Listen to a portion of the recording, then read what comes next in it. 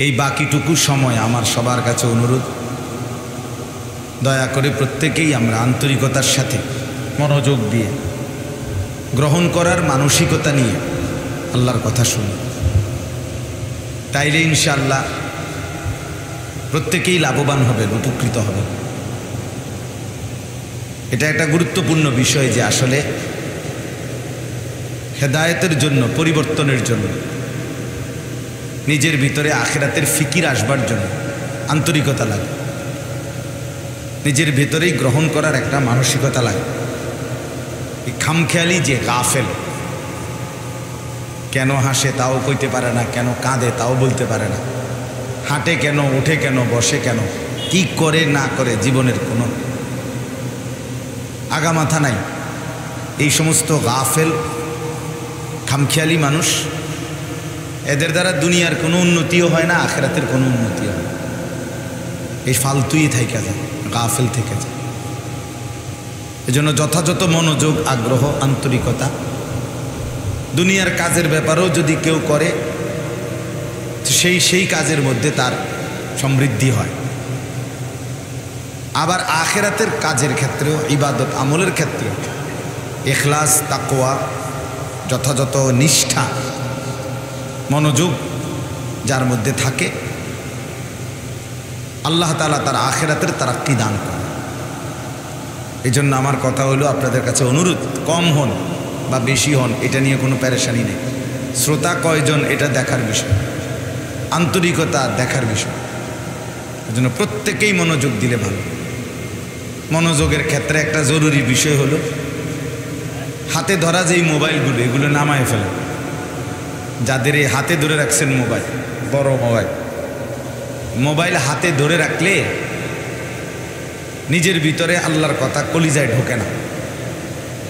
ওই যে ওই ছেলে আপনার এখানে বসে, সে মাথা আলগি দিয়া, ঠ্যাং আলগি দিয়া এই মোবাইল এটা দিয়া ছবি উঠার, আবার নিজে নিজে হাসে। আমি দেখছি বেচারা, মানে হের রঙে আছে। এটার মূল কারণ হলো বড় মোবাইল। এটা তারে ভাবতেও দেয় নাই যে আমি কই বসছি, কোথায় বসছি, কার সামনে বসছি, কেন বসলাম, এটা তার কোনো ফিকিরে নেই। এটা উদাহরণ দিলাম। আমি বসেই দেখছি বেচারার দিকে তাকাই, নিজে নিজে হাসে। জিজ্ঞাবেন আপনি যে কেন হাসতেছ, হাসি আর কি। মানে এই যে খামখেয়ালি, গাফলত, এটার একটা মূল কারণ এই বড় মোবাইল। এটা অসংখ্য মানুষকে প্রতিবন্ধী বানায় দিচ্ছে। নিজে নিজে হাসে, নিজেই নিজের সুন্দর দেখে, নিজেই নিজের চুলের বাহার দেখে, নিজেই ছবি উঠায়, নিজেই আবার ছাড়ে। এই এক ধরনের পাগলামি আর কি। আফসোসের ব্যাপার, দুর্ভাগ্যের ব্যাপার। এজন্য কোরআনুল কারীমের মধ্যে আছে, আল্লাহ তাআলা কোরআনুল কারীমে স্পষ্ট বলছেন, যত লোককে আল্লাহ তাআলা জাহান্নাম দিবে, যত মানুষকে দিয়ে আল্লাহ জাহান্নাম পূর্ণ করবে, এই সমস্ত জাহান্নামীর একসাথে একটা পরিচয় আল্লাহ বলছে, উলাইকা হুমুল গাফিলুন ওয়ালাকাদ যারানা লিজাহান্নামা কাসীরাম মিনাল জিন্নি ওয়াল ইনস। আল্লাহ তাআলা বলেন, আমি অবশ্যই জাহান্নাম পূর্ণ করব অনেক মানুষ এবং জিনকে দিয়ে। তো এই যত মানুষকে দিয়ে জাহান্নাম পূর্ণ করবে, তাদের একসাথে সম্মিলিত পরিচয় আল্লাহ বলছেন উলাইকা হুমুল গাফিলুন। এই আয়াতের লাস্ট কথা এটা, যে এরা সকলেই কেন জাহান্নামে, মূলত এরা সকলেই গাফেল। এরা সকলেই কি ছিল? গাফেল ছিল। এই জন্য গাফলত, খামখেয়ালি। কিরে বইয়ে রয়েছ কাকা? বইয়ে রয়েছি আর কি লেগে বইয়ে রয়েছে? এমনি এমনি কা এমনি গপ মারতে আসে তো গফে মারতে আসে, তো কতক্ষণ ধরে গপ মার, গপ মারি আর এই কিছু মানুষের দেখবেন কথাবার্তা এই ধরনের। আমি একবার আমার এক ছাত্ররে জিজ্ঞাসি, পড়া পারো না কা ক্লাসে? ও পারি না আর কি। পারো না কা? পারি না আর কি। আচ্ছা কোন এটা কথা হইল নি? কোনো পারি না আর কি। মানে এইরকম ব্যক্তমিজি কথা, এটা হইল নি কথা এটা। এই যে খামখেয়ালি, মানে কেন আসলাম, কোত্থেকে আসলাম, কে আমাকে পাঠাইলো, আমি করছিটা কি, আমার উচিত কি, ইত্যাদি কিছুই যে বোঝে না, নিজের ডান বাম ভালো মন্দ আলো অন্ধকার এটা যে বুঝে না, তারতম্য করতে পারে না, সে তো প্রতিবন্ধী, সে তো মানসিক সমস্যা, সে তো সুস্থ না, স্বাভাবিক না। এজন্য বাপ শুধু আমার এই ওয়াজের জন্য না, জীবনের সব ক্ষেত্রের জন্য বললেন।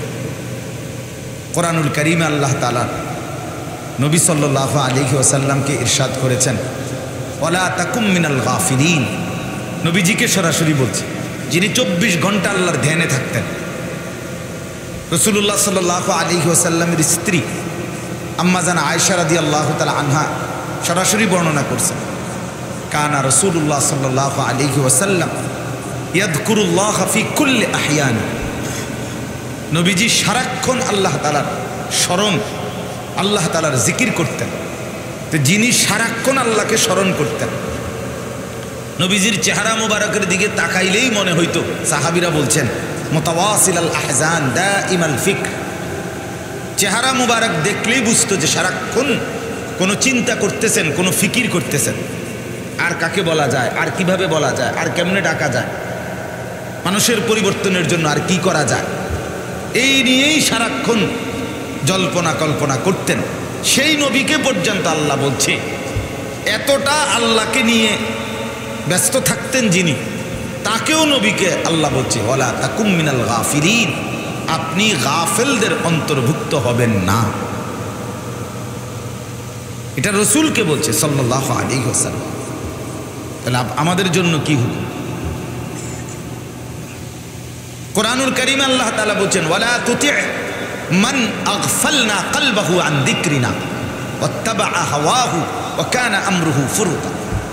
এখানেও একই কথা নবীকে আল্লাহ বলছে, হে বন্ধু আমার, যাদের অন্তর, যাদের দিল আমি আল্লাহর স্মরণ, আমার জিকির, আমার বন্দিগি থেকে গাফেল, এই মানুষদেরকে আপনি অনুসরণ করবেন না, এদের সাথে চলবেন না, এদের সাথে উঠা বসা করবেন। 3টা ঘন্টা বেটা তোর লগে বইয়া রইলাম, একটা বার তোর মুখ দিয়া আল্লাহর নাম বের হয় নাই, তুই তোর ফালতু মানুষ বেটা, সব বাজে লোক বেটা, এর সাথে বসতে নাই।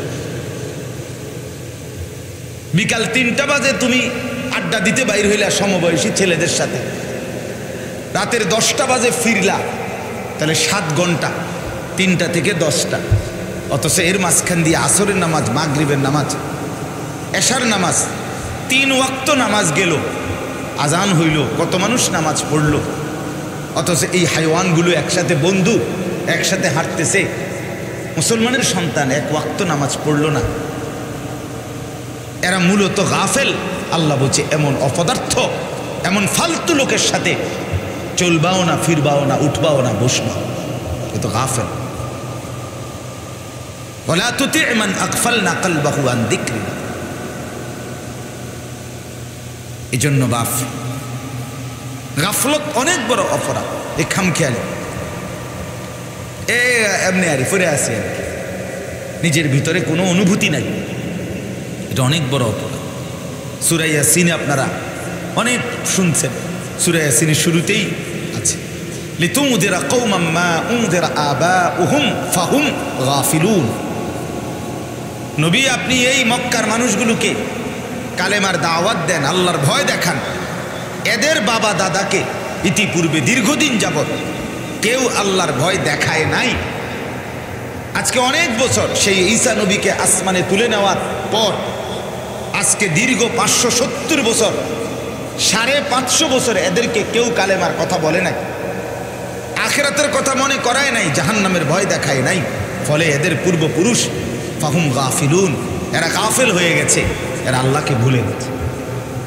এই জন্য যে ঘরে আল্লাহর কথার চর্চা হয় না, যে ঘরের দাদা আল্লাহর কথা বলে না ছেলে মেয়ে নাতি নাতনির কাছে, যে ঘরের মা সন্তানদেরকে আল্লাহর কথা মনে করায় না, যে ঘরের বাবা তার সন্তানদেরকে, স্ত্রী পরিজনকে আল্লাহর কথা বলে না, হালাল হারামের কথা বলে না, ইবাদত বন্দিগির কথা বলে না, ওইটা গাফেলদের ঘর, এটা ফালতু মানুষ, অপদার্থ মানুষদের ঘর।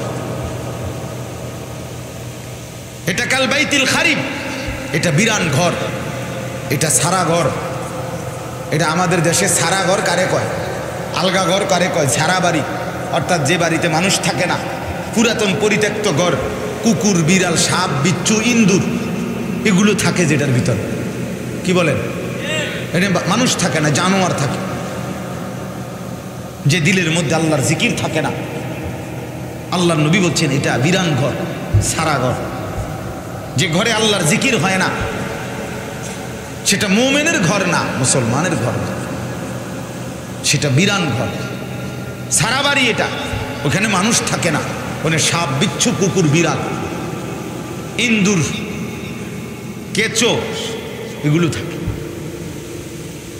এই জন্য বাপ এটা জরুরি বিষয়। ছেলেরা তোমাদেরকেও বলি ভাইয়া, নওজোয়ান মুসলমানের সন্তান, হায়াতের সবচেয়ে গুরুত্বপূর্ণ সময় যৌবনের এই সময়টা, 14 বছর থেকে 40 বছর, জীবনের এই 25-26 বছর, এটাই জীবনের সোনালী সময়। সকালবেলা সূর্য উঠে, বিকালবেলা সূর্য ডুবে, আর মাঝখানের টাইমটা সূর্য ফুল প্রখর তেজ নিয়ে পৃথিবীবাসীকে আলো দেয়, ভীষণ তেজ নিয়ে সূর্যটা উঠে থাকে। এই হায়াতেরও প্রথম সময়টা তো বাচ্চা, ধীরে ধীরে যুবক হইতে থাকে, 40-এর পরে আবার ভাঙতে থাকে। ঠিক মাঝখানের এই 14-15 থেকে, মানে যখন সাবালক হইল, গোসল ফরজ হইল, বালেগ হইল, ছেলেদের বীর্যপাত শুরু হইল, মেয়েদের মাসিক ঋতুস্রাব শুরু হইল, সেই থেকে নিয়ে 40 বছর পর্যন্ত এই মাঝের এই 25 বছর 26 বছর, এটা হলো প্রখর সূর্যের আলোকিত সময়। কিছু করলে এই সময়ই করতে হয়, নষ্ট হইলেও এই সময় হয়, ভালো হইলেও এই সময় হয়, হায়াত কাজে লাগাইলেও এই সময়, নষ্ট করে দিলেও এই সময়। এই সময় এটা গুরুত্বপূর্ণ সময়। এরপরেই ভাঙতে শুরু করে। আমার কোমরে ব্যথা প্রচণ্ড, কোমরে খুব ব্যথা হয়, আমার পিঠে ব্যথা আছে, কোমরে ব্যথা আছে। প্রথম আমি যেদিন কোমর ব্যথার প্রথম যেদিন আমি ডাক্তার দেখাইছি কুমিল্লা মুন হসপিটালে, ডাক্তার সাহেব আমার প্রথম জিজ্ঞাসা করছিল যে হুজুর আপনার বয়স কত? আমি বলছি 41 শুরু হয়েছে। এই তখন উনি আমার এটা বলছে, হুজুর এখন থেকে নিয়ে 40 শেষ হয়েছে, 41, আজকের থেকে নিয়ে বাকি হায়াত রোগ সুখ দুর্বলতা ব্যাধি এটা নিয়েই মনে করেন কাটাইতে হবে, এটার জন্য প্রস্তুতি নেই। ঠিকই, এরপর থেকে কোমরেও ব্যথা, এরপর থেকে দাঁতে ব্যথা, এরপর থেকে চোখে, আর কোরআন শরীফের আয়াতের যে নম্বরগুলো ছোট ছোট নম্বর এটি দেখি না। কথা বুঝছেন? ঠান্ডা, এই গরমের মধ্যেও কোনো ঠান্ডা, একটু বেশি ঠান্ডা কিছু খাইতে পারি না। আচ্ছা, আমি আস্তা বয়ানের পরে আপনার আস্তা 7 আপের বোতল, কোকের বোতল, আধা লিটার 1 লিটার ডাইরেক্ট ফ্রিজ থেকে নামাইয়া পুরোটা খাইলেছি। এই তো সেদিন, খুব বেশি দিন আগের কথা না। দুর্বলতা আপনার শুরু হয়ে গেছে। আমার উস্তাদে মোহতারাম হুজুর আমার পাশে বসা, হুজুর আমার সরাসরি উস্তাদ, আমি হুজুরের খাদেম ছিলাম, হুজুরের রোমে, হুজুরের সাথে একই দস্তরখানে আমি খানা খাইতাম। আমাদেরকে তিরমিজি পড়াইছে, হাদিসের জগতের শ্রেষ্ঠ কিতাব। তা আমি তো ওনাকে দেখছি কতটা সুস্থ ছিলেন, স্বাভাবিক ছিলেন। অসুস্থতা দুর্বলতা ওনাকে কি পরিমাণ দুর্বল বানায় দিছে। তো এই জন্য বললাম বাপ, সময়ের কদর করি, হায়াতের কদর করি, জিন্দেগির কদর করেন, কদর করেন, গাফেল হবেন না। আজকের জন্য না, শুধু কাজে লাগাইলেও এই হায়াত, কাজে না লাগাইলেও এই হায়াত, গড়লেও জীবন এটাই, বরবাদ করে দিলেও জীবন এটাই, আর ফিরবে না। এই রাত আর আসবে না, এই দিন আর আসবে না। বিশ্ববিখ্যাত তাবিঈ মুফাসসির মুজাহিদ ইবনে জবর রাহমাতুল্লাহ আলাইহি উনি বলছেন, আমি কিতাবে পড়ছি লাতাইফুল মাআরিফ কিতাবে, উনি বলছেন প্রতিটা দিন যখন ভোর হয় তখন পৃথিবীবাসীকে ডাক দিয়ে বলে, হে দুনিয়াবাসী, আমি শুধু একবারের জন্যই এসেছি, কিয়ামত পর্যন্ত আমি আর আসবো না। হে আল্লাহর বান্দা, আমারে কদর করো, নষ্ট করো। প্রতিটা সন্ধ্যা আবার পৃথিবীবাসীকে ডাক দিয়ে বলে, হে জগৎবাসী, আমি একবারের জন্যই এসেছি, আমি আর আসবো না কোনোদিন, আমারে কদর করো, নষ্ট করো। বলেন আপনারা 16ই এপ্রিল 2024 রোজ মঙ্গলবার এই শিরোনাম পৃথিবীতে আর কোনোদিন আসবে? আগামী মঙ্গলবার আসবে, কিন্তু সেটা 16ই এপ্রিল হবে না, ঠিক কিনা বলেন না কেন? আগামী বছর 16ই এপ্রিল আসবে, কিন্তু সেটা 2024 সাল হবে না। তাহলে এই শিরোনাম 16ই এপ্রিল 2024 রোজ মঙ্গলবার পৃথিবীতে আর আসবে না। ঠিক আমাদের হায়াতের প্রতি সেকেন্ড এটা আর কোনোদিন আসবে না। আগামীকাল আসবে, সেটা তো আগামীকাল, সেটা তো আজকেরটা, আজকেরটা। এই সময় একবারই, প্রতি সেকেন্ড একবারই, প্রতি ঘন্টা, প্রতি মিনিট, প্রতি মাস, প্রতি সপ্তাহ, প্রতিটা বছর একবারই, একবারই বা। এই জন্য গাফেল না হয়, গাফেল না হয়। ইখতারাবা লিন-নাসি হিসাবুহুম ওয়া হুম ফি গাফলাতিন মুরিদুন। আল্লাহ বলেন, আরে বান্দা, হিসাবের সময় একদম কাছে গেছে, অথচ তুমি এখনো আমি গাফেল হয়ে, আমি আল্লাহ থেকে বিমুখ হয়ে আছো। আহা, বন্দিগি করবা কখন? সেজদা দিবা কখন? 1 বছর যে কোনোদিন ফজরের নামাজ পড়ো নাই যুবক, গত 365 দিনে তোমার আর কোনো দিন ফজরের সময় তাইলে হবে না? আপনারা যারা 60 বছর বয়স, এখনো এত লম্বা বয়স, আজও বিড়ি সিগারেট খান, তো এটা কি ছেড়ে দেওয়ার টাইম চাচা আর কোনোদিন হবে না? গত 20 বছর ধরে যারা চা দোকানে বসে রঙিন টেলিভিশনে নাচ গান দেখতেছেন, নর্তকীর ছবি দেখতেছেন, এই নাচ গান দেখার বদ অভ্যাস, এই নাফরমানি গুনাহ, এটা কি ছেড়ে দেওয়ার সময় আর হবে না? তাইলে বেপর্দা মাকে বলেন, বেপর্দা বোনকে জিজ্ঞেস করেন, আপনার বেপর্দা স্ত্রীকে জিজ্ঞেস করেন, গত 15 বছর ধরে তুমি বেপর্দা চলছো, তাইলে তোমার কি আর ফিরবার সময় হবে না? তুমি কি আর পর্দা করবে না? তাইলে যুবক ভাই, তোমরা যারা সারা রাত মোবাইলে উলঙ্গ ছবি দেখো, নাচ গান দেখো, এই নাফরমানি ছেড়ে দেওয়ার সময় কি তাইলে তোমাদের হবে না?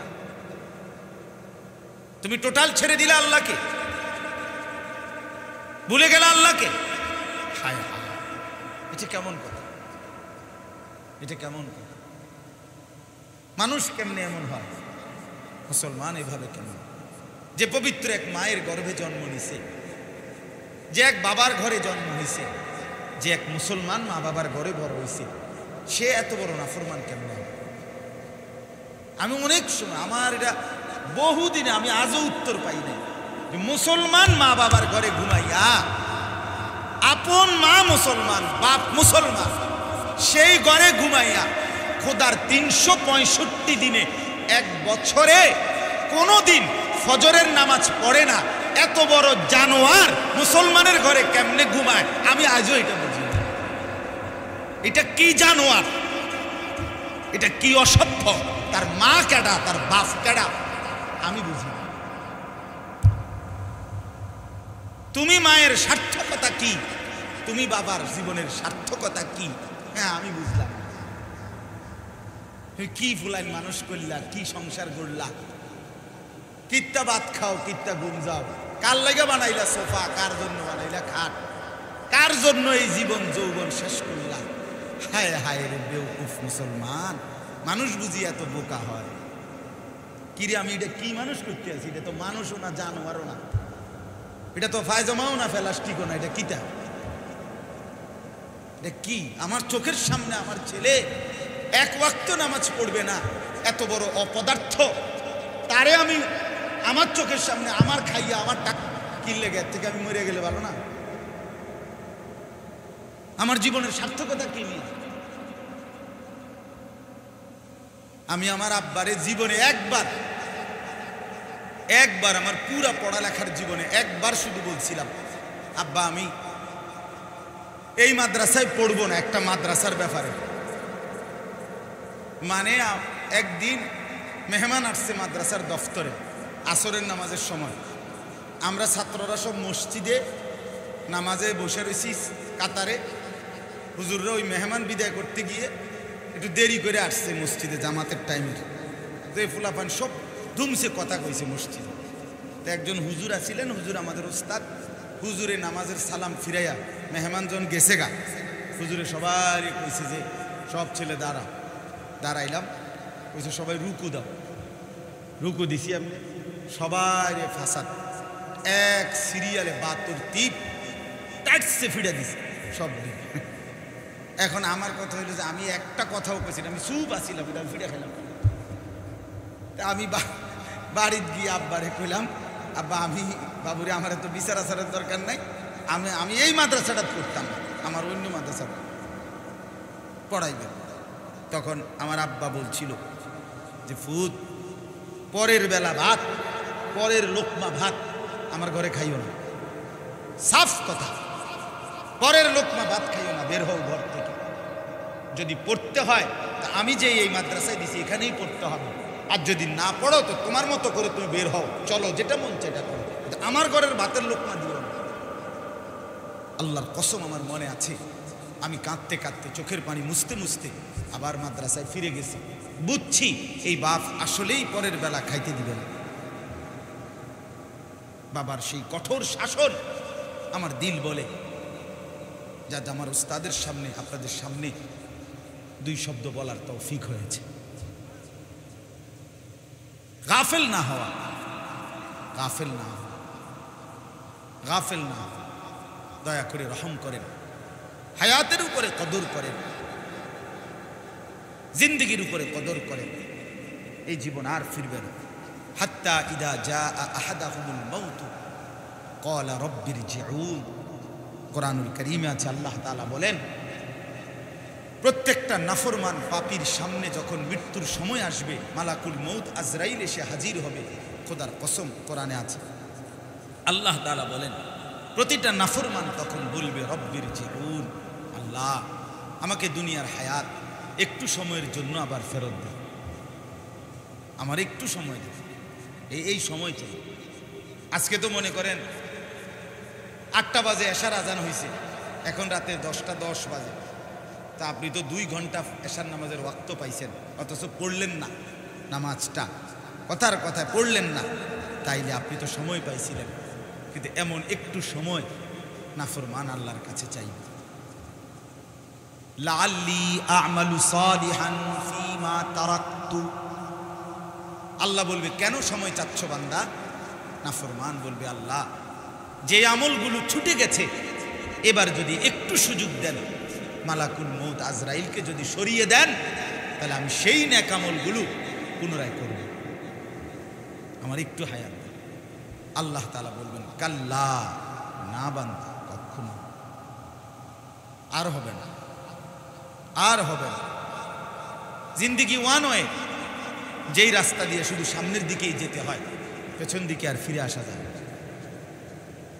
জীবনে এমনই, আপনাকে আর গত সোমবারের দিকে আর যাইতে পারবেন না, আগামীকাল বুধবারের দিকে যাইতে হবে। আপনি আর পিছন দিকে ফিরতে পারবেন না। ইউটার্ন নিলেও না, রাস্তা ইউটার্ন আছে, হায়াতের ইউটার্ন নেই। হায়াতের কোনো ইউটার্ন হয় না যে আর পিছনে যাওয়া যাবে না। ওয়ানদিরিন নাসা ইয়াওমা ইয়াতিহিমুল আযাবু ইয়াওমাল কিয়ামা ফায়াকুলুল লাযীনা যালামু রব্বানা আখিরনা ইলা আজালিন করিব। এই একই কথা। আল্লাহ বলেন ও বন্ধু, আমার বান্দাদেরকে কিয়ামতের দিন হাসরের ময়দানে ভীষণ আযাবের ভয় দেখান। সেদিন জালেম পাপী নাফরমান হাসরের ময়দানের দৃশ্য দেখে আল্লাহকে বলবে, আল্লাহ আমাকে একটু সময়ের জন্য ইলা আজালিন করিব, সামান্য সময়ের জন্য দুনিয়ায় আবার ফেরত যেতে দেন। নুজিবি দাওয়াতাকা ওয়া নাত্তাবিউর রুসুল, আমি আপনার কথা শুনবো, এবার গেলে আপনার রসুলের আনুগত্য করব। আল্লাহ বলবেন না, হবে না, না না হবে না। এভাবে বারবার আছে কোরআন, ওয়া আনফিকু মিম্মা রাযাকনাকুম মিন ক্বাবলি আন ইয়াতিয়া আহাদাকুমুল মাউত ফায়াকুল রব্বি লাউলা আখারতানি ইলা আজালিন করিব। একই কথা।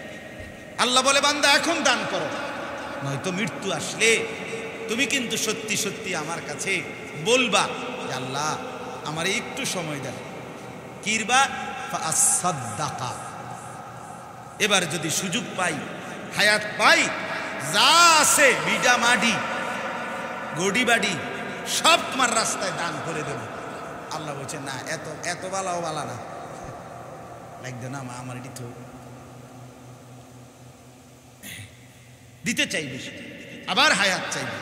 আল্লাহ বলবে না, হবে না। বাবা অনেক আয়াতের কোরআনে আছে জাহান্নামী আল্লাহকে বলবে রব্বানা আখরিজনা না'মাল সালিহান গায়রাল্লাযী কুননা না'মাল। এই একই কথা। জাহান্নামের আযাবে জাহান্নামী আল্লাহকে বলবে আল্লাহ আমাকে একটু সময়ের জন্য দুনিয়ায় বের করে দেন, জাহান্নাম থেকে বের করেন, আমি যদি সুযোগ পাই যে আমলগুলো ছুটে গেছে মাওলা সেই আমলগুলো এবার করব। আল্লাহ বলবে না, আওয়ালাম নুআম্মিরকুম মা ইয়াতাযাক্কারু ফীহি মান তাযাক্কারা। না রে বান্দা, যেটুকু হায়াত পেলে উপদেশ আমল বন্দিগি করতে পারতা আমি সেটুকু সময় দিয়েই তোমাকে কবরে এনেছি। আজকে 5 ওয়াক্ত নামাজের সময় আমাদের হায়াতে, তো আমরা যারা এখানে বেঁচে আছি আমরা কি আজকের 5 ওয়াক্ত নামাজের সময় পাই নাই? কথা বলেন না কেন? ওই ভাই যুবক ভাই বলো না, পায় না? তো যারা ফজর জোহর আসর মাগরিব এসব পড়লা না নওজোয়ান, তো তুমি নাফরমান কেন পড়লা না? এই অসভ্য জানোয়ার পড়লা না কেন? এই হাইওয়ান নামাজ পড়লা না কেন? বলো, দাঁড়ায় বলো। তুমি মায়ের পবিত্র দুধ খাও নাই? তুমি ভোটার আইডি কার্ডে লেখো নাই তুমি মুসলমান? তুমি জন্ম নিবন্ধন সনদে লেখো নাই তুমি মুসলমান? তুমি তোমার পরিচয় দাও নাই নাফরমান? কেন লেখলা ধর্মের পাশে ইসলাম? লেখলা কেন গাদ্দার? বেনামাজি তুমি গাদ্দার লেখলা কেন? দাঁড়ায় বলেন, এখন হুজুরের সামনে বলেন কেন নামাজ পড়লেন না? আরে বাপ, আপনাদের ছেলেদেরকে বলেন না কেন? জিজ্ঞেস করেন না কেন? বেনামাজি সন্তানকে নিয়ে কেমনে রাত কাটান? এত বড় হাইওয়ান নিয়ে কেমনে আমরা জিন্দগি কাটে? মিয়া বয়ে বয়ে পান খান আর চা দিয়া বন দিয়া বিজাইয়া খান, আর চা দোকানে গপ মারেন মিয়া, লম্বা লম্বা সল্লক্ষণ। হ্যাঁ, আল্লাহ রহমতে আমনগো দোয়ায় তারা 3 জন বিদেশ। হ্যাঁ, বাইতে একখান বিল্ডিং করছি হুজুর, দোয়া করেন, 4খান রুম, ভিতরে বাথরুম, টাইলস। আমার একদিন একজনে কইছে হুজুর আল্লাহ রহমতে 3 গা ফুট বিদেশ পাঠাইছি, 4টা মাইয়া বিয়া দিছি, বাইতে একখান বিল্ডিং করছি, 4টা রুম, ভিতরে 2টা বাথরুম, বাথরুমটি শুদ্ধ টাইলস। আল্লাহু আকবার, কত বড় সৌভাগ্য, কপাল! বাথরুমটি টাইলস, এটা কি খামখেয়ালি কথা? আল্লাহ আল্লাহ আল্লাহ, কপাল! বাপদাদা 14 গোষ্ঠীর কপাল ওনার বাথরুমটি টাইলস। হ্যাঁ, আমি বললাম আচ্ছা কপাল, আসলে আল্লাহ পাক আপনার ভাগ্য, আপনার বাপদাদা পূর্বপুরুষ মাটিতে হিসাব করছে, আপনি টাইলসে মতেন, কত বড় নিয়ামত, কত বড় কপাল, আপনার সৌভাগ্য, সার্থক জিন্দিগি। আপনি এখন টাইলসে মতেন, এটা কি এর চাইতে বড় ভাগ্য কি হইতে? আপনি কিসের উপরে খুশি হয়ে গেলেন? এটা কি একটা খুশির কিছু হইল? বলেন না, বলেন না, এটা একটা তৃপ্তির কিছু হইল মিয়া? এই 4টা রুম, এটা কি তা বুঝি? এই 2টা বাথরুম আর 3টা ফুট বিদেশ, 4টা মাইয়া বিয়া দিয়েছেন, এই নি কথা? এই ছিল মুসলমানের কথা। ওয়ালাম্মা বালাগা আশুদ্দাহু ওয়া বালাগা 40 সানাহ قال رب أوزعني أن أشكر نعمتك التي أنعمت علي وعلى والدي وأن أعمل صالحا ترضاه وأصلح لي في ذريتي إني تبت إليك وإني من المسلمين। এই যে আল্লাহ শিখাইছে, যখন কারো বয়স পূর্ণতায় পৌঁছে এবং 40 পূর্ণ হয়, বালাগা 40 সানা, কত? 40। 40 মানে কত? আল্লাহ বলছে এবার মোমেন ইমানদারের পরিচয় হলো 40 পূর্ণ হলেই এবার সে দোয়া শুরু করে দেয়, আল্লাহ আপনি এই পর্যন্ত আমার হায়াতে আমাকে যা কিছু নিয়ামত দিয়েছেন তার শুকর আদায়ের তৌফিক দেন। আমার মা বাপকে যা নিয়ামত দিয়েছেন তার শুকর আদায়ের তৌফিক দেন। আমাকে আপনি আপনার সন্তুষ্টি মোতাবেক নেক আমলের তৌফিক দেন। ওয়া আসলিহ লি ফি যুররিয়াতি, এই পর্যন্ত যে ছেলে মেয়েগুলো দিছেন তাদেরকে সংশোধন করে দেন, চরিত্রবান করে দেন। ইন্নী তুবতু ইলাইকা, পিছনে যেই গুনাহগুলো করেছি তওবা করছি মাওলা, মাফ করে দেন। ওয়া ইন্নী মিনাল মুসলিমিন, আমি আজ থেকে পূর্ণ মুসলমান এই ঘোষণা দিলাম। আপনি আমাকে ঈমানদার আনুগত্যশীল মুসলমানদের অন্তর্ভুক্ত করে নিন। কথা ছিল এই, পরিচয় হবে এটা, আমি মালিকের শুকর আদায় করছি। আমার মা বাবাকে আল্লাহ তাআলা যত নিয়ামত দিয়েছে তার শুকর আদায় করছি, নেক আমল করার চেষ্টা করতেছি, ছেলে মেয়েদেরকে উত্তম আখলাকে গড়বার চেষ্টা করতেছি, আল্লাহর কাছে প্রতিনিয়ত গুনাহ মাফ চাচ্ছি, নিজে মুসলমান হয়ে থাকতে চেষ্টা করছি। এই ছিল কথা। হিসাব দিবেন এগুলোর না, কথা বলেন না কেন? হিসাব দেবেন আপনি এগুলোর হিসাব দেন। আপনার 3 ফুট বিদেশ এটা পরে কর, 3 ফুট নামাজ পড়েনি এটা কর, 3 ফুটের বউ পর্দা করেনি না বেড়ি বাজারে বাজারে ঘুরে এটা কর, সেটা না করি।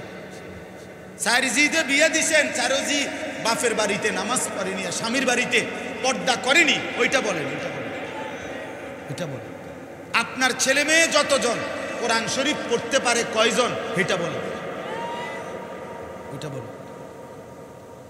হিসাব দেন, আখিরাতের হিসাব দেন। মুসলমান তো হিসাব দিবে খাটের হিসাব না, সেজদার হিসাব। কথা বলেন না কেন? খাট পালং আর সোফা ফার্নিচার কবরে এটার হিসাব না, আখিরাতে এটার হিসাব। এগুলো দিয়ে আপনি কি ঘাস কাটবেন? এগুলো কি? এগুলো আপনি ঠিক করে দিয়ে গেলে এরপরে আপনার বংশধররা আর করতে হবে না। কথা বলেন না কেন? আমার দাদা মৃত্যুর 12 বছর পরে আমি আমার জ্যাঠাকে জিগাইছিলাম, জ্যাঠা আমার দাদার স্মৃতি স্বরূপ আপনাদের ঘরে আমার বাড়িতে, আমার দাদার বাড়িতে একটা নুনের বাড়ি, কাচের প্লেট, একটা কিছু আসেনি যেটা যেটা আমাদের দেখাবেন। আমার দাদার স্মৃতি 12 বছর 14 বছর পরে আমার জ্যাঠা, আমি জিজ্ঞাসা করছিলাম, জ্যাঠা চোখের পানি ফেলে বলছিলেন, না ভাতিজা, তোমাকে দেখাইবার মতো কোনো স্মৃতি তোমার দাদার আমার কাছে না। তাহলে আমার দাদা নিশ্চয়ই মাড়িত বইয়ে ভাত খাইছে, ঠিক না? মাড়িত না, না না, আমার দাদা ফ্লেটে ভাত খাইছে না, মাড়িত ভাত খাইছে নাকি? কিন্তু আমার দাদার চিহ্নগুলো কই? আমার দাদার প্লেটগুলো কই? আমার দাদার কাঠের আলমারিটা কই? আমার দাদা যে চৌকিতে ঘুমাইতেন সেটা কই? আমার দাদার ঘরে যে চেয়ার ছিল সেই চেয়ারগুলো কই? আমার দাদার ঘরে যে মোড়াগুলো ছিল সেই মোড়াগুলো কই? বলেন না কেন? পরবর্তী বংশধর ফেলে দিছে, ইডিয়ন চলে না। ইডিয়ন কি চলে না, দুনিয়া এইভাবেই ফেলে দেয়। আপনার বংশধরই ফেলে দিবে, দিয়া বাহিরের মানুষ দুনিয়া ফেলে দেয়। ওয়াল বাকিয়াতুস সালিহাত খায়রুন ইনদা রাব্বিকা সাওয়াবান ওয়া খায়রুন আমালা।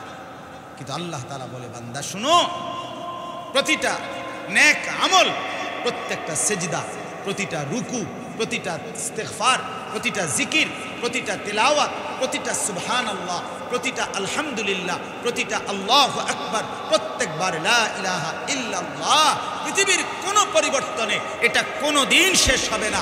হাসরের ময়দানে আল্লাহর কাছ থেকে হুবহু তা গুনে গুনে ফেরত পাবে, গুনে গুনে। আল্লাহর ফেরেশতা হিসাব দিবে, এই আল্লাহর বান্দা হায়াতের মধ্যে সুবহানাল্লাহ পড়েছিলেন মোট এতবার, আর প্রত্যেকটার পুরস্কার এই এই এই দেন, বুঝে নেন, বুঝে নেন। ইয়ারিফুনাহা আররাফাহা, একদম বুঝায় দিবে, বুঝায়া প্যাকেটের মধ্যে লেখা থাকবে 2024 সালের 16 এপ্রিল রোজ মঙ্গলবার রাত 10:22 আপনি যে একবার সুবহানাল্লাহ পড়েছিলেন, এর বিনিময়ে জান্নাতে আপনার জন্য এই বরাদ্দ হয়েছিল, এই বরাদ্দের প্যাকেট গ্রহণ করুন। প্যাকেটের মধ্যে আপনার তারিখ, সন, আপনার পরিমাণ জিকিরের লেখা থাকবে। আল্লাহ বলছেন, এবার বুঝে বুঝে দিব বেটা তো। অতিলকাল, এই যে এখানে আমি পড়ছি এক্ষুনি শোনাবো, অতিলকাল জান্নাতুল্লাতী উরিসতুমুহা জাযাইতুমুহা বিমা কুনতুম তা'মালুন। আল্লাহ তাআলা বলেন, এই যে জান্নাত বান্দা তোমাকে আমি দিলাম, এই জান্নাতের উত্তরাধিকার বানাইলাম কেন জানো?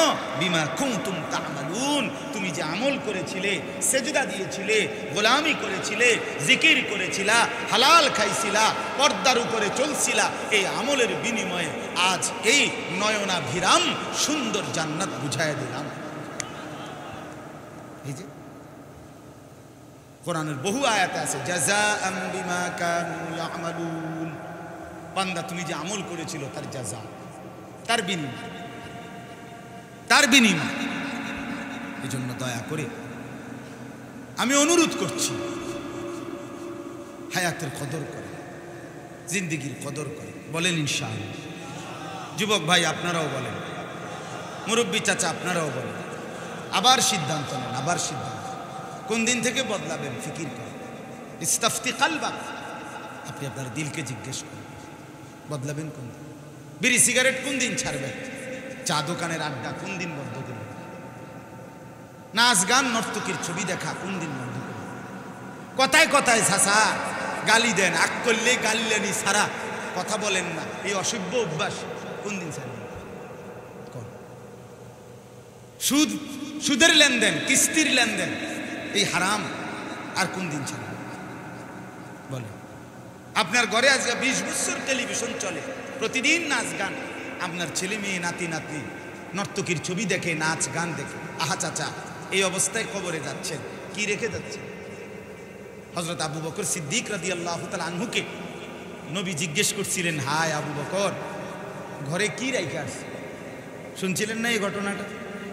যুদ্ধের ময়দানের জন্য হযরত আবু বকর সিদ্দিক ঘরের সব কিছু নিয়ে আসা আল্লাহর রাস্তায় কি করে দিছে? দান করে দিছে। নবীজি জিজ্ঞেস করছে, আবু বকর ঘরে কি রাইখা আসছো? সিদ্দিক আকবর বলছে, আবকাইতুল্লাহ ওয়া রাসূলা, আমি আল্লাহকে এবং তার রাসূলকেই রেখে আসছি। বিবি বাচ্চার জন্য আল্লাহকে রেখে আসছি, বিবি বাচ্চার জন্য রাসূলকে রেখে আসছি। আপনি বলেন, বিবি বাচ্চার জন্য আপনি কি রেখে যাচ্ছেন? একটা রঙিন টেলিভিশন রেখে যাচ্ছেন। এই অবস্থায় আপনি কবরে যাচ্ছেন। আহা, আফসোসের আফসোসের ব্যাপার। আমার আব্বা ঘরে ইন্তেকাল করছে, ঘরে লম্বা হয়ে শোয়া অবস্থায় আমরা বুঝতেছিলাম আব্বার শেষ অবস্থা। আমার আব্বার 5 ভাই 3 বোন, আমরা 8 জন সন্তান এবং আমাদের ছেলে পেলে মিলে মোট 25 জন চারদিকে বসে তখন আব্বা জীবিত, শেষ অবস্থায় আল্লাহর কোরআন পড়তেছিলাম। কসম খোদার, এই অবস্থায় আমার আব্বার রূহ কবজ হয়েছে। তা আমি আমার মারে বলছিলাম, মা আলহামদুলিল্লাহ, আপনি কোনো কাঁদবেন না। মুনকার নাকির কবরে একটু পরে আমার আব্বারে প্রশ্ন করলে আমার আব্বারে বলবে, মান রব্বুক? আলী আশরাফ, তোমার রব কে? আমার আব্বা বলবে, ফেরেশতা। রবের কোরআন পড়া রাইখে আসছি, ওই মাটির উপরে দেখো 25 জন। সেই রবকে আমি চিনবো না? বললা কি জিগাইলা মিয়া? মনে করছি আরো কঠিন প্রশ্ন করবা। রবের পরিচয় চাচ্ছ, রবকে চিনবো না কেন? 43 বছর মসজিদে ইমামতি করছে আব্বা, তো তিনি রবকে চিনবে না কেন? প্রতি রাকাত নামাজের মধ্যে আলহামদুলিল্লাহ রব্বিল আলামিন একবার, প্রতিবার রুকুর মধ্যে সুবহানা রব্বিয়াল আযীম 3 বার বলছে না?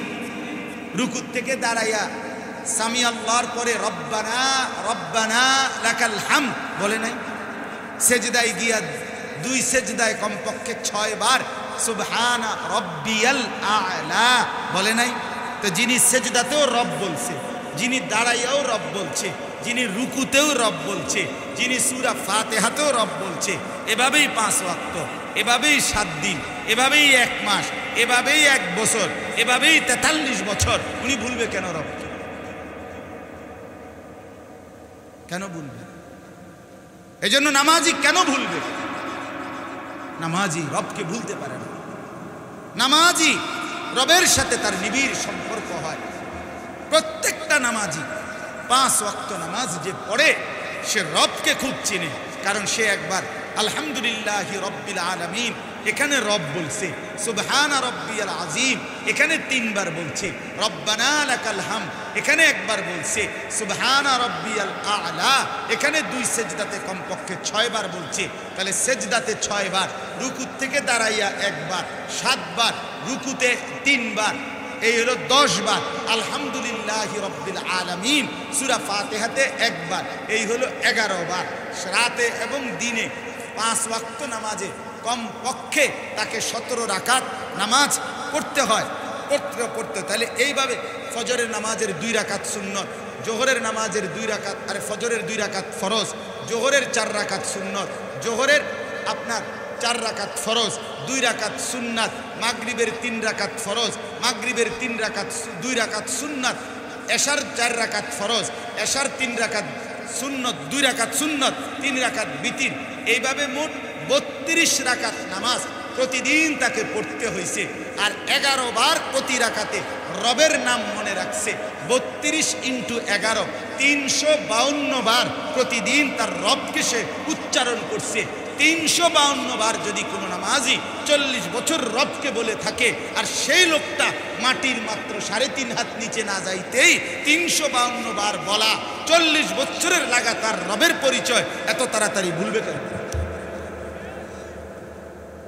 কথা বলে না। কিন্তু যেই অপদার্থ নামাজ পড়ো না, তুমি বলতে পারতাম না। তুমি ফেরেশতার সামনে চুলের একটা বাম্পার দেখাই, একটা লাত্তি দিব, একটা লাত্তি ট্রাম করে লাত্তি দিব, একটা লাতির লগে তোমারে দেখবা জাহান্নামের কিনারে পাঠাই দেব। তখন তুমি চুলের বাম্পার দেখাই দেবে। হ্যাঁ, মাতবুরি কার থেকে শিখছো এই চুল রাখা? এই ছেলেরা, মুসলমানের ঘরে জন্ম নাও নাই? তোমার বাবা জীবনে কোনোদিন এই চুল রাখছিল বেটা? তোমার দাদা কোনোদিন এই চুল রাখছিল? তোমার এলাকার যতগুলো মুরব্বী আছে তারা জীবনে কোনোদিন এই চুল দেখছিল বেটা? কার থেকে, কোন জানোয়ার থেকে নিলা এই চুল? বলো বেটা, একটা ছেলে বলো বেটা, মুসলমানের বাচ্চা দাঁড়ায় বলো।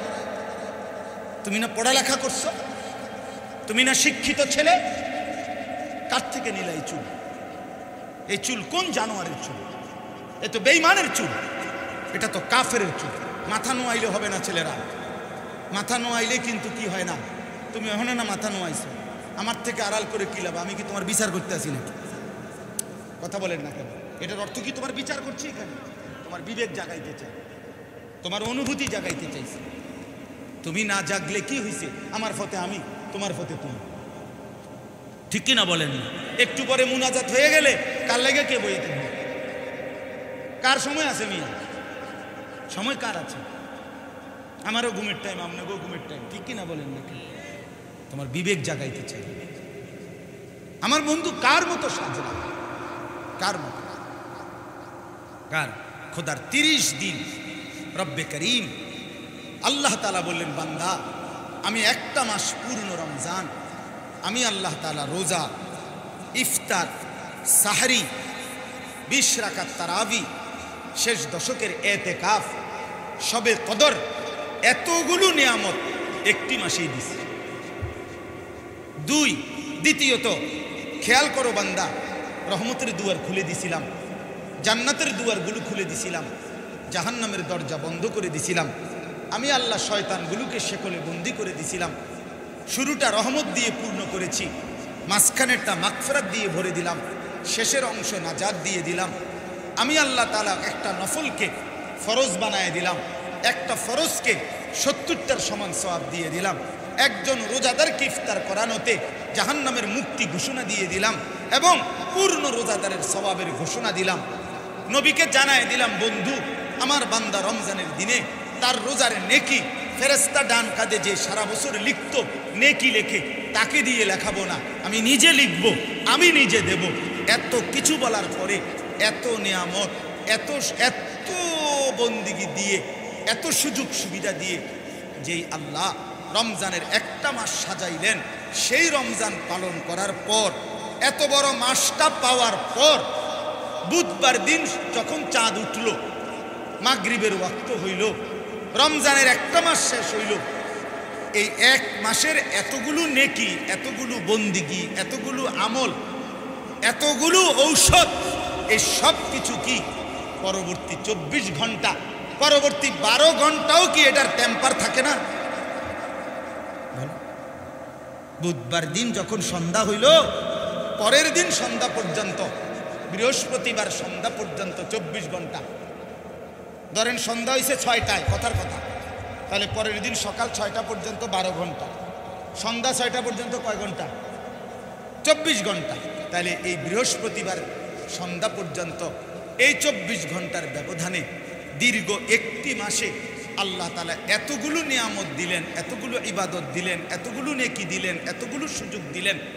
এরপরে এই মাত্র 12 ঘন্টার ব্যবধানে যারা নাচ গান, ঢোল তবলা, ডেকসেট, যেই মেয়েগুলো বেপর্দা চলল, যেই যুবকগুলো গান বাদ্য আর নাচ গানে, ঢোল তবলা আর ডেকসেটে নেচে গে ফুর্তি করলো ঈদের দিন, তো তাদের এই 1 মাসের রমজানের বিনিময়ে কি অর্জন হল? একটা লোকরে আমি দেখলাম 1টা মাস হাসপাতালে ভর্তি ছিল, 3টা করেও ট্যাবলেট প্রতিদিন খাইলো, নার্সে ঠিক মতো খাওয়াইলো। 1 মাস পরে গিয়ে দেখলাম রোগের সামান্য কোনো পরিবর্তন নাই। এটা কি রুগী তুই বেটা, কি ওষুধে খাইলা, কি হসপিটালে ভর্তি হইলা, কোন ডাক্তার দেয়? কথা বলেন না কেন? একটা পূর্ণ মাসের এতগুলো নেকি, এতগুলো সুযোগ, এতগুলো নিয়ামত, বিনিময়ে এটার মেয়াদ, সুস্থতার মেয়াদ, তাকওয়ার মেয়াদ, লাআল্লাকুম তাত্তাকুন। আল্লাহ তো বলছে 1টা মাস রমজান যদি বান্দা গুরুত্ব দাও, আমার বন্দিগিটা করো, আমি তোমারে মুত্তাকি বানাবো, মানে গুনাহ ছেড়ে দেওয়ার মতো যোগ্যতা দেব, ইবাদতে অভ্যস্ত হওয়ার মতো যোগ্যতা দেব। তাকওয়া মালাকাতুন ফিল কলব। তাফসীরের মধ্যে আছে তাকওয়া কাকে বলে? তাকওয়া হলো অন্তরের ভিতরে অর্জিত একটি যোগ্যতা, একটি কি বলেন না, যোগ্যতা। নবী বলছেন আত-তাকওয়া হাহুনা, 3 বার বলছে, এখানে তাকওয়া, এখানে, এখানে, এখানে, অন্তরের দিকে দেখায় দিছে। তাহলে যেই যোগ্যতা হইলে গুনাহ ছেড়ে দিতে মন চায়, নেক আমলে অভ্যস্ত হয়, এরকম যোগ্যতাকে বলে তাকওয়া। আল্লাহ বলেন রমজানের বিনিময়ে আমি সেই তাকওয়াটা দেব। তো সেই তাকওয়া আপনাকে দিবার আগেই আপনি যে 1টা মাস পরে আপনি সাথে সাথে ঈদের দিনে আপনাদের যে ছেলেগুলো বেপর্দা বেহায়ার মতো, যেই মেয়েগুলো ঘুরলো, আর যে ছেলেগুলো গান বাদ্য, নাচ গান, মোবাইল, টেলিভিশন, নাটক, সিনেমা, এই হই হুল্লোড় আর অসভ্যতায় লিপ্ত হলো, তো তাদের তাকওয়া কোথায়? তাদের রোজা কই? তাদের ইফতার কোথায়? তাদের সাহারি কোথায়? তাদের তারাবি কোথায়? তাদের শবে কদর কোথায়? তাদের ইতিকাফ কোথায়? বলে ইনসাফের সাথে বলে, বলে অসংখ্য ছেলে, হাজার হাজার ছেলে মুসলমানের পিকআপ ভাড়া কইরা ডেকসেট এটার উপরে নিয়া, এরপরে 25টা 30টা ছেলে একসাথে সারাক্ষণ রাস্তায়, একবার এই মাথা থেকে ওই মাথা, ওই মাথা থেকে এই মাথা, পিকআপে করে করে ডেকসেটের তালে তালে লাফাইছে আর গানের তালে তালে নাচছে। এই হলো ঈদ। মুসলমানের সন্তান ঈদ পালন করছে।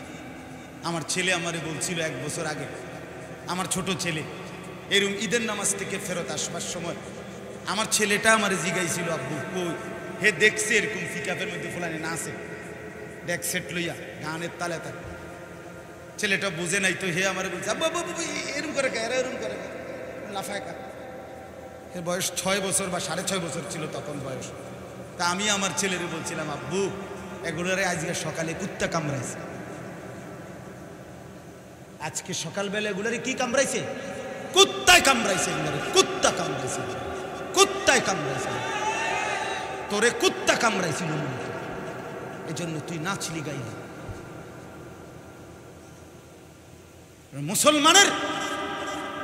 মুসলমানের ধর্মের পরিচয় যদি সে জানতো সেটা করতো না। তাই বললাম, বাবা তা করে কুত্তা কামড়াইছে সকালে, আর কুত্তার কামড়ের পরে এখন ফার্মেসিও বন্ধ, ডাক্তাররাও ছুটিতে, এই জন্য ডাক্তারও পাচ্ছে না, ওষুধও নাই, এই জন্য কুত্তার কামড়ে লাফাইতে আছে। নাউযুবিল্লাহ, বলেন না। আর এইবার যে মজার জিনিস হলো, এইবার আমার একজনে একটা মোবাইলে ছবি দেখাইছে, খুব সুন্দর, আমার কাছে সবচেয়ে সুন্দর লাগছে। আমার জীবনে আমি এমন সুন্দর ছবি, মোবাইলের ছবি আর দেখি না। একটা ছবির মধ্যে দেখাইছে আমার একজনে, দুইটা পিকআপ, একটা পিকআপের মধ্যে কোরবানির সময় যে গরু টানে, কোরবানির ঈদের সময় বলদ টানে না, গরু টানে পিকআপ দিয়া, আর আরেকটার মধ্যে এই ডেকসেটওয়ালা ফুলাফাইন, এটার মধ্যে ভরা। তো লিখছে যে ছবিটার মধ্যে যে দুইটা পিকআপে কোরবানির ঈদের গরু, আর এটার মধ্যে লিখছে রোজার ঈদের গরু। বুঝেন নাই কথাটা? একটা হইলো কোরবানির ঈদের গরু, আর এগুলো হইলো কি পিকআপের ফুলাফাইন, এটা হইলো কিসের গরু? রোজার ঈদের গরু। আমি বললাম ওকে, সেরা হয়েছে এই ছবি, দারুণ সিলেক্ট, দারুণ চয়েস করছে, সুন্দর একটা সেটিং দিছে যে দুই ঈদের গরু। নাউজুবিল্লাহ। আমার ভাই, আমার বাপ, কোরআনুল কারীমের এই বক্তব্যটাই আমরা আপনাদের কাছে শুনাইতে চাই।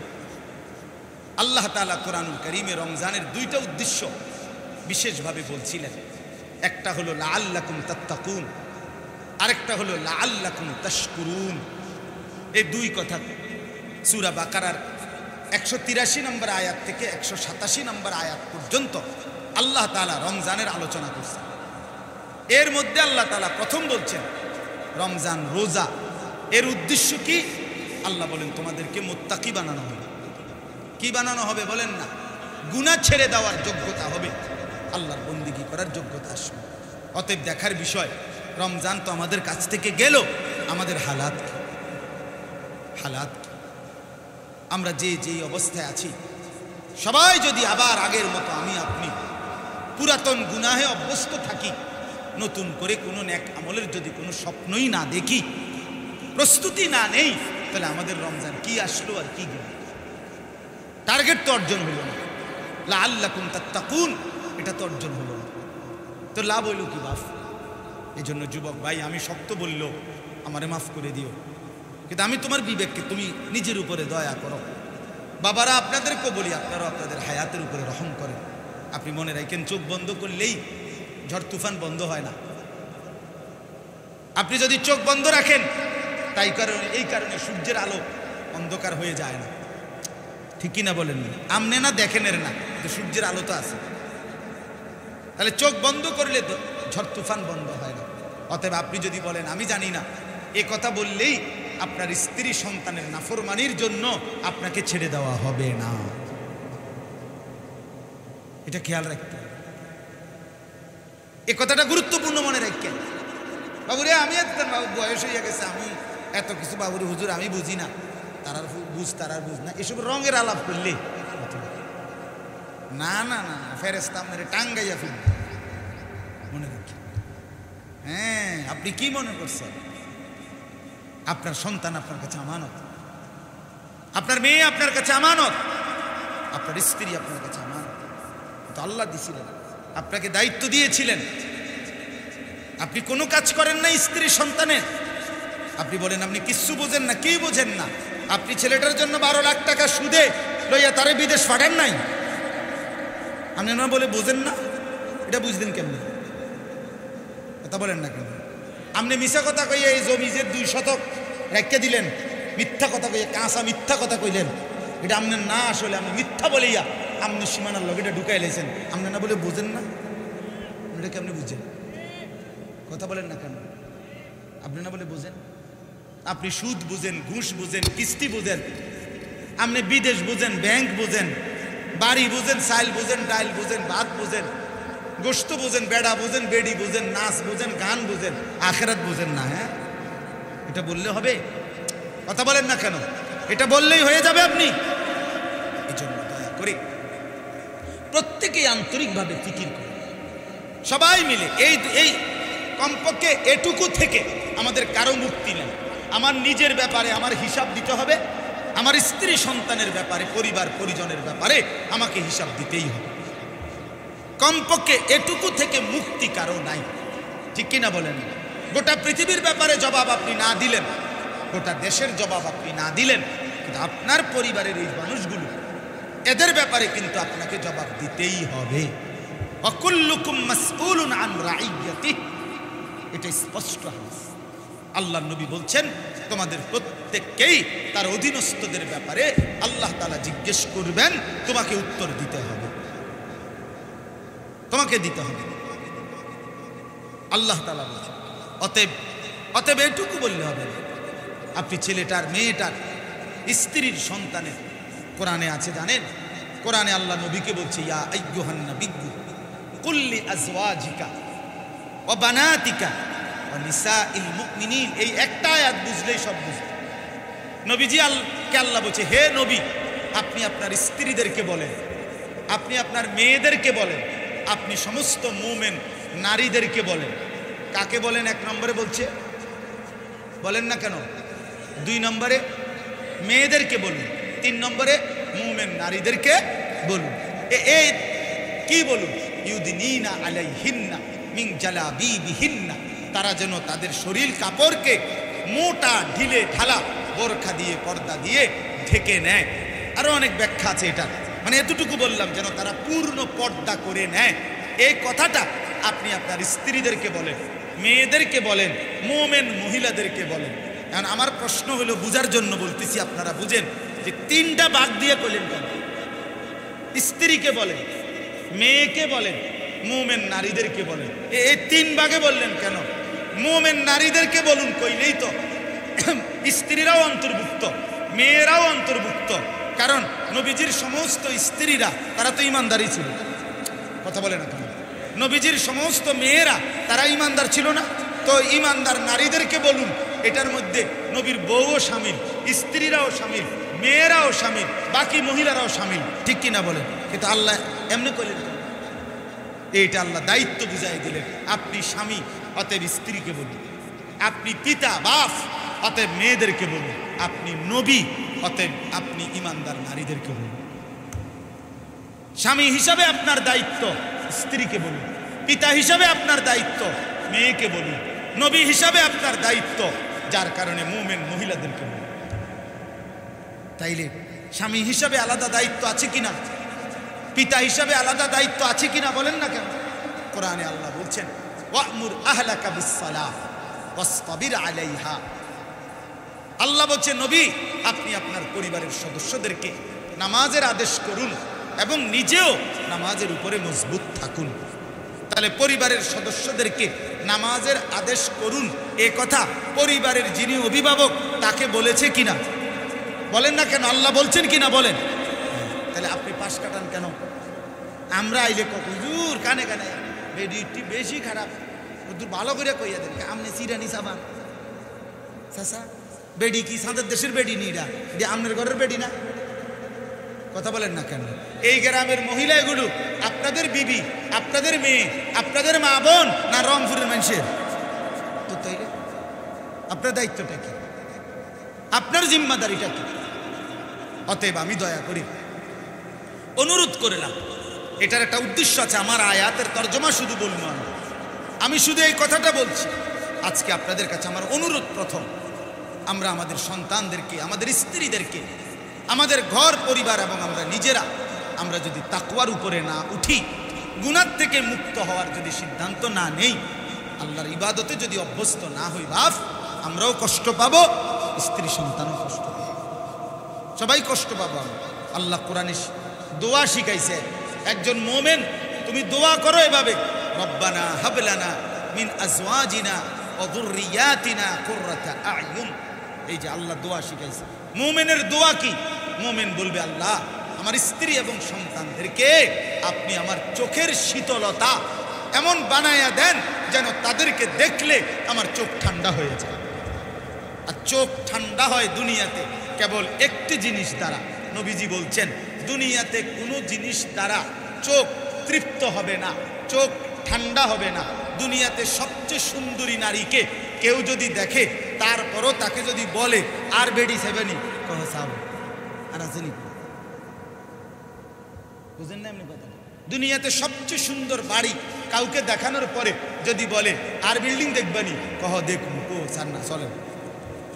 তাহলে দুনিয়ায় কোনো কিছু দেখে কারো চোখ তৃপ্ত হয় না, চোখ শান্ত হয় না, আরো দেখতে মন চায়। কিন্তু রাসূলুল্লাহ সাল্লাল্লাহু আলাইহি ওয়াসাল্লাম হাদিসে স্পষ্ট বলেছেন, নবীজি বলছেন, অকুররাতু আইনি আস-সালাহ, আমার চোখের শীতলতা, আমার চোখের ঠান্ডক, আমার চোখ শীতল হয়, ঠান্ডা হয় যখন আমি নামাজে দাঁড়াই।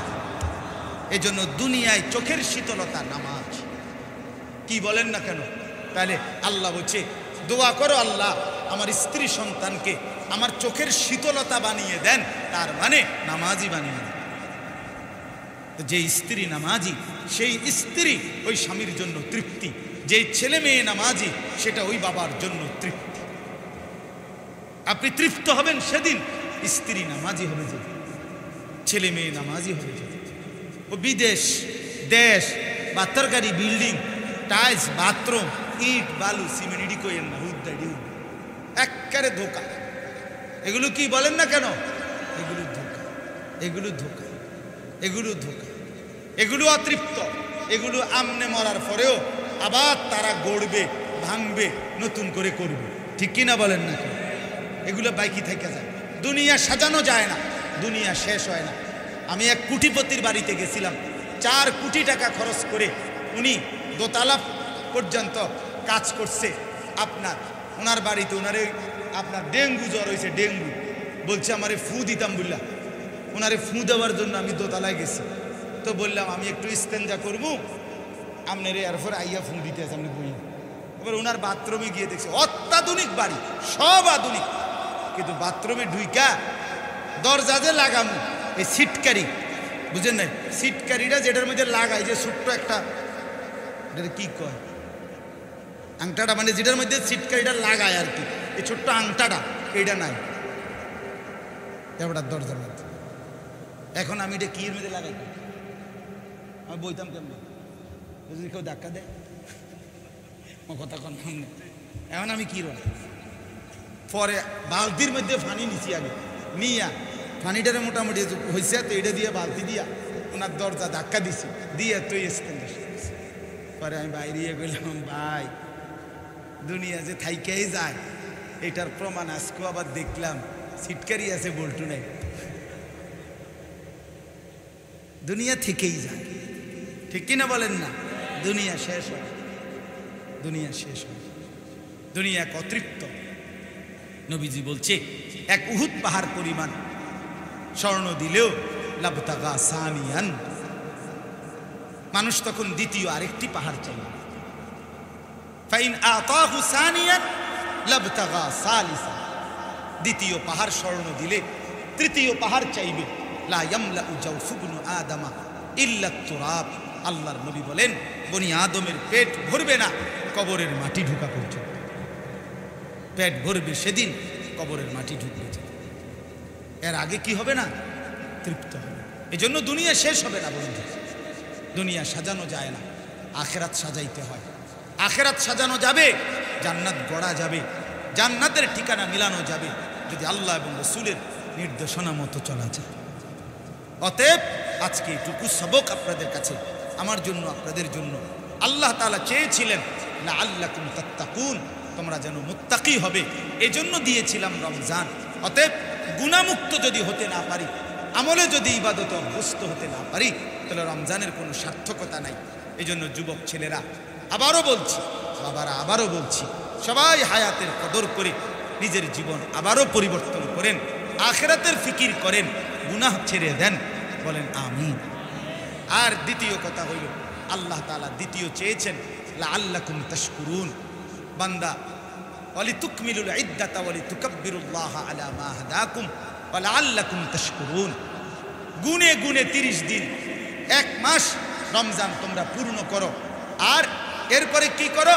এরপরে ঈদুল ফিতরের দিন আমার তাকবীর, আমার বড়ত্ব ঘোষণা করো, আর পুরা জিন্দগির জন্য আমার শুকর আদায় করব, এই সবক, এই শিক্ষা গ্রহণ করো।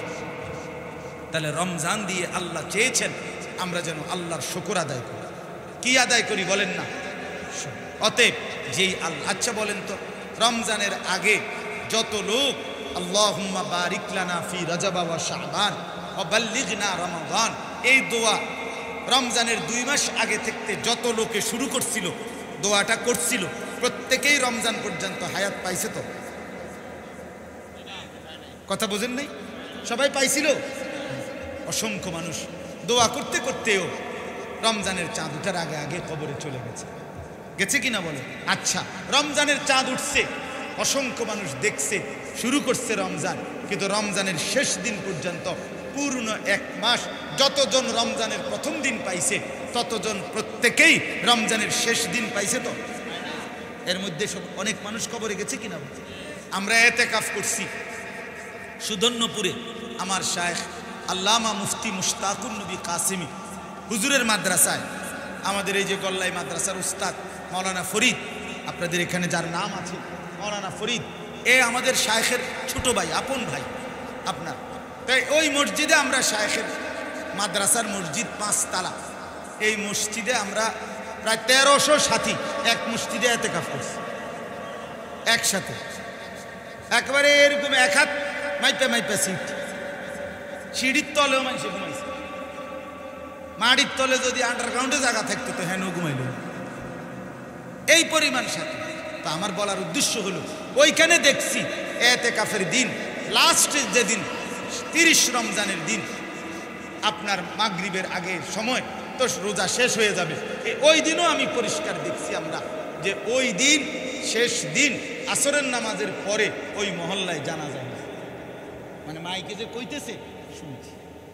তো এই আল্লাহর বান্দা তো 29 দিনের রমজান পুরা পাইছিলেন, কিন্তু উনি তো 30তম রমজানটা কি করতে পারে নাই আমার বাপ। তাইলে আমার বলার উদ্দেশ্য হলো এই প্রথম কথা তো বললাম তাকওয়া, যদি গুনাহমুক্ত জীবন, ইবাদতে অভ্যস্ত জীবন আমার মানসিকতা না আসে, আমাদের রমজানের সার্থকতা হইল না। আর দ্বিতীয় হইল, এবার আমরা কল্পনা করি এখানে যারা বসছি আমরা তো রমজানের চাঁদও পাইছিলাম, আমরা ঈদের চাঁদও পাইছি, ঠিক কিনা বলেন না কেন? আমরা তো রমজানও পড়ছি, আবার রমজানের শেষ দিনও পেলাম। আমরা যারা এখানে বসছি মাঝখান দিয়ে আপনি হাত উঠান যে মাঝখান দিয়ে কেউ 2-4 দিনের জন্য মারা গেছেন কিনা, কথা বলেন না কেন?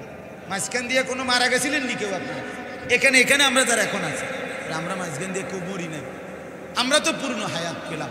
অতএব আমরা যে পূর্ণ একটা রমজান পেলাম, ইফতার, সাহারি, তারাবি, রোজা, এতেকাফ, সবে কদর, রহমতের দুয়ার খোলা, জান্নাতের দুয়ার খোলা, মাগফিরাতের দুয়ার খোলা, নাজাতের দুয়ার খোলা, এত কিছুর সুযোগ যে আমরা পেলাম, এটার শুকর, এটার কৃতজ্ঞতা আমাদের আদায় করা উচিত কিনা?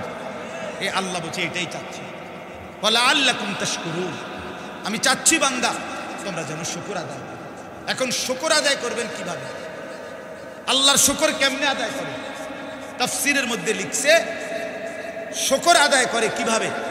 নিয়ামত যিনি দিয়েছেন সেই নিয়ামত দাতার মর্জি মতো নিয়ামতকে ব্যয় করা, এটাকে ওই নিয়ামতের শুকর বলে। তাহলে এখন আমাদের চোখ, নাক, কান, হাত, পাও, দেহ, অঙ্গ প্রত্যঙ্গ, আমাদের রাত দিন, আলো বাতাস, স্ত্রী সন্তান, ঘর পরিবার, টাকা পয়সা, আয় রোজগার, এগুলো সব কিছু এক কথায় দিয়েছেন কে? আবার বলে প্রত্যেকটা আল্লাহর দেওয়া না, আমাদের কিছু আছে। তাহলে এই সবটার ক্ষেত্রে আপনি বলেন শুকর আদায় করবেন কিভাবে? আল্লাহ তাআলার মর্জি মতো এগুলো ব্যবহার করবেন। চোখ ব্যবহার করবেন চোখওয়ালার, যিনি দিয়েছেন তার মর্জি। হাত ব্যবহার করবেন যিনি দিয়েছেন তার মর্জি। দিল ব্যবহার করবেন তার মর্জি মোতাবেক। তাইলে গিয়ে কি আদায় হবে? শুকর আদায়। এজন্য এখানেও একই কথা, অর্থাৎ সারা দেহের ভেতর বাহিরকে কোনো গুনাহের কাজে ব্যবহার না করা, এটাই আমাদের শুকর আদায়ের তরিকা, ঠিক কিনা বলেন? তাহলে তাকওয়া মানে গুনাহ থেকে বাঁচা, নেক আমলে অভ্যস্ত হওয়া। শুকর মানে আল্লাহ তাআলার নাফরমানি, অকৃতজ্ঞতা না করা। তো ঘুরে ফিরে হলো নেক কাজের ক্ষেত্রে বন্ধু। এই আয়াতের মধ্যে আল্লাহ তাআলা এই কথাটাই বলছেন যে দুনিয়াতে প্রত্যেক মানুষেরই বন্ধু আছে, আছে কিনা বলেন? মানুষ একাকী চলে না, কারো না কারোর সাথে মানুষের সম্পর্ক আছেই আছে, ঠিক কিনা বলেন? এই সম্পর্ক দুই রকম, একটা হলো ঈমান আমলের জন্য সম্পর্ক, আর একটা হলো গুনাহ নাফরমানির জন্য সম্পর্ক। আল্লাহ বলেন আল আখিল্লাউ ইয়াউমাইদিন বা'দুহুম লিবাদিন আদুব। এই বন্ধুত্ব যেগুলো গুনাহের কারণে সম্পর্ক ছিল, বন্ধুত্ব ছিল, খোদার কসম আল্লাহ এখানে বলছে কিয়ামতের দিন এই বন্ধুরা যারা আল্লাহর নাফরমানির ক্ষেত্রে বন্ধুত্ব করছিল, কিয়ামতের দিন এরা একে অপরের সরাসরি শত্রু এবং দুশমন হয়ে যাবে।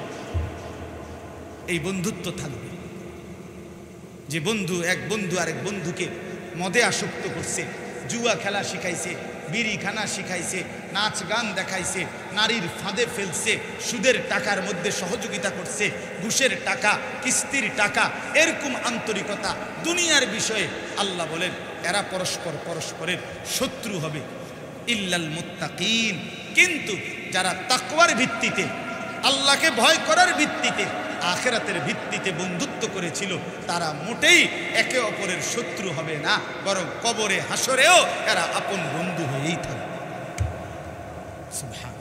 এই জন্য আমাদের সাথে আপনাদের সাথে আমাদের, দিনদারের সাথে আরেক দিনদারের, আল্লাহওয়ালার সাথে আরেক আল্লাহওয়ালার, এক নামাজির সাথে আরেক নামাজির, এক সেজদাওয়ালার সাথে আরেক সেজদাওয়ালার, এই সম্পর্কটা আখিরাতেও বন্ধুত্বই থাকবে। কিন্তু গুনাহের ক্ষেত্রে পরস্পরে একসাথে বইয়া বিড়ি খাইতেন, একসাথে বইয়া গাঁজা টানতেন, একসাথে বইয়া জুয়া খেলতেন, একসাথে বইয়া নর্তকীর নাচ দেখতেন, একসাথে আড্ডা দিতেন, একসাথে সাদওয়ানে টেলিভিশন চাইতেন, এই সম্পর্ক খোদার কসম হাসরের ময়দানে শত্রুতায় রূপান্তরিত হবে। এটা আল্লাহ তাআলা। অতএব দয়া করে বন্ধু নির্বাচনের ক্ষেত্রে, সঙ্গী নির্বাচনের ক্ষেত্রে সতর্ক হবে। বলেন ইনশাআল্লাহ। এটা গুরুত্বপূর্ণ। নবীজি বলছেন লা তুসাহিব ইল্লা মুমিনান, ঈমানদার ছাড়া কাউকে সঙ্গী বানায় না। ওয়ালা ইয়াকুল মালাকা ইল্লা তাকিয়ুন, মুত্তাকি ব্যতীত কাউকে তোমার মাল খাওয়াইও না, তোমার সম্পদ খরচ করো না বাটপার সিটারের পিছনে, শয়তান বাটপারের পিছনে তোমার মাল নষ্ট করো না। রাসূলুল্লাহ সাল্লাল্লাহু আলাইহি ওয়াসাল্লাম বলছেন। নবীজি বলছেন আর রাজুলু আলা দীন খলিলিহি ফালিয়ানজুর আহাদুকুম মান ইউখালিল, প্রত্যেক মানুষকে তার বন্ধুর দ্বারা সে প্রভাবিত হয়। অতএব লক্ষ্য করো তুমি কাকে বন্ধু বানাচ্ছ। আপনি যে বিড়ি খাওয়ার লগে চলেন, ও চিরেই আপনি বিড়িতেই আসক্ত হবেন। আপনি জিকিরকারীর সাথে চলেন, ও চিরেই আপনি তাসবিতে অভ্যস্ত হবেন। ঠিক কিনা বলেন না কেন? হ্যাঁ। শাহ আব্দুল গনি ফুলপুরি রহমতুল্লাহ আলাইহি হাকিমুল উম্মতের একজন খলিফা ছিলেন। ওনার এক মুরিদ ওনার কাছে একদিন এসে বলছিল, হুজুর আমি আপনার দেওয়া তসবিহ হাতে নিয়ে তসবিহ পড়ি, জিকির করি, এখন মানুষে আমারে দরবেশ কয়, আমার একটু শরম লাগে, কি করতাম? মানুষে কয় আমি দরবেশ হয়ে গেছি। তখন শাহ আব্দুল গনি ফুলপুরি রহমতুল্লাহ আলাইহি তিনি বলছিলেন, বাবা তসবিহটা মাত্র নিলা, আল্লাহর জিকির মাত্র শুরু করলা, এখনো 2-4-10 দিন যায় নাই, এরই মধ্যে লোকেরা তোমারে দরবেশ বলে।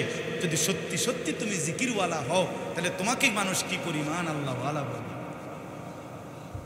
আল্লাহ এরপরে বললেন, বাবা তুমি বললা তোমার শরম লাগতেছে, মানুষেরা তোমারে দরবেশ কয়, এই জন্য লজ্জা লাগছে, তুমি কি চাও তাইলে লোকেরা তোমাকে বলুক ডাকাত, সুর, গাঁজাখোর, ফুট্টাখোর, বাবাখোর, ডাইলখোর, এটা বলুক? তো আমরা কি কইত? এটা বললে কি ভালো লাগতো তখন? তো দরবেশ বলাতে, আল্লাহওয়ালা বলাতে খারাপ লাগার কি আছে? কথা বলেন না কেন? এটার মধ্যে খারাপের কি আছে? আপনারা কি চোর নি কইতো? আপনারা ডাকাত নি কইতো? এই জন্য বললাম, এই আয়াতের মধ্যে আল্লাহ তাআলা এটা বললেন তাকওয়ার ভিত্তিতে সম্পর্ক চাই।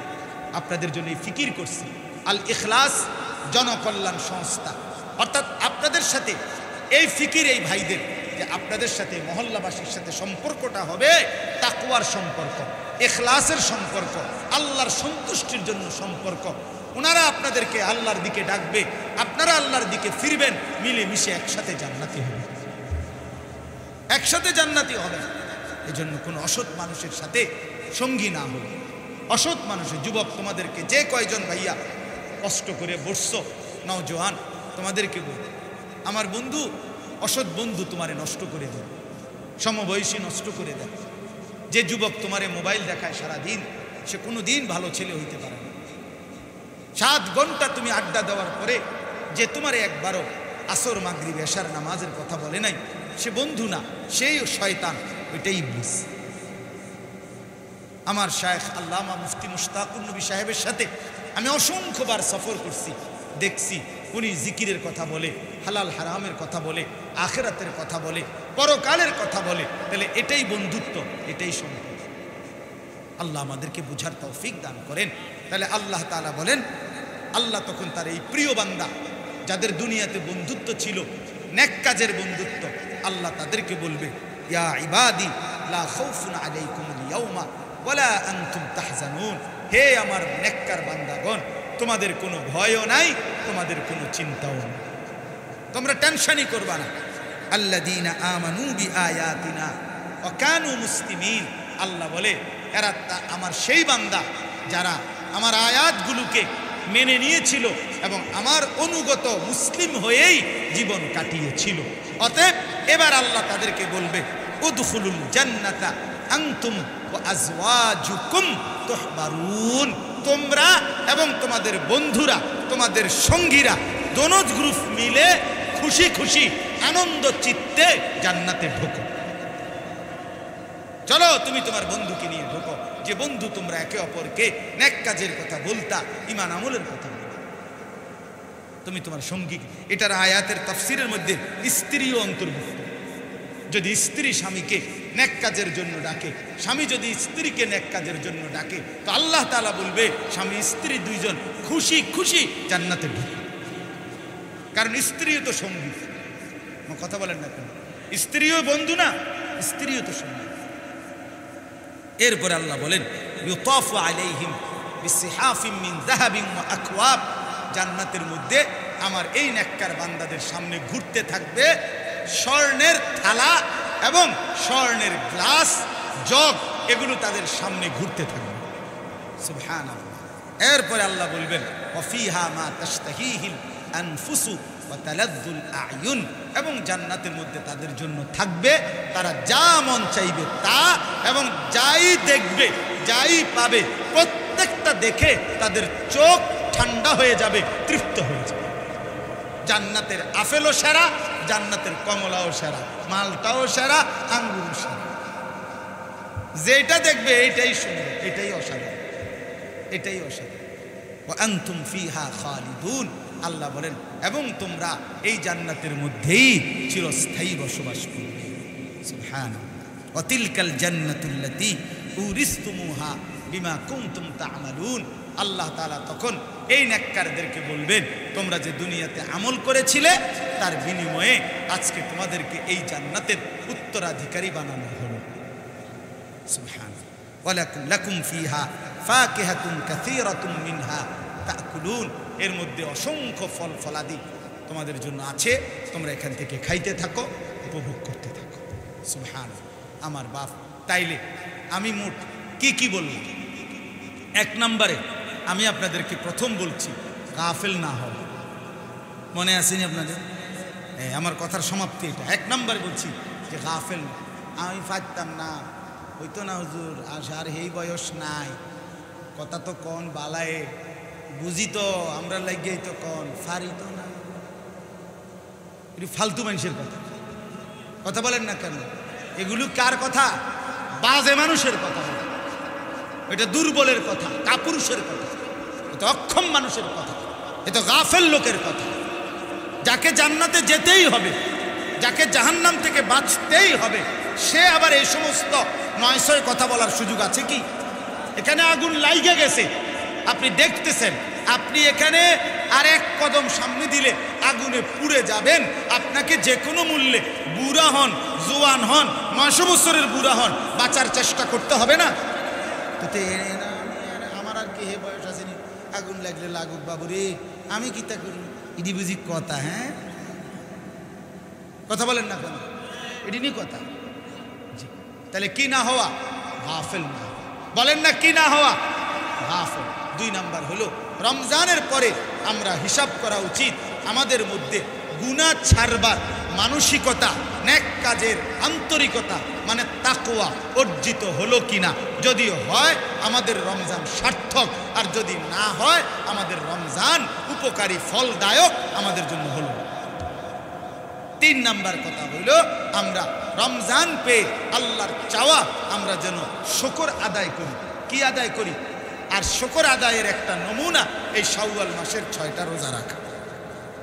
যারা রাখা শুরু করে দিয়েছেন তারা তো রাখতেই আছেন, বাকিরাও রাখবে। একসাথে রাখতে পারেন, ভাঙ্গা ভাঙ্গাও রাখতে পারেন, সুযোগ আছে। আর সর্বশেষ কথা হইল এই আয়াতের আলোকে বন্ধুত্ব, আন্তরিকতা, সম্পর্ক, ঘনিষ্ঠতা এটা হবে ঈমান আমলের ভিত্তিতে। কিসের ভিত্তিতে? কন্যা নেক কাজের ভিত্তিতে, যে আপনাকে নেকের কথা বলবে, আখিরাতের কথা বলবে, এটাই হবে বন্ধুত্বের ভিত্তি।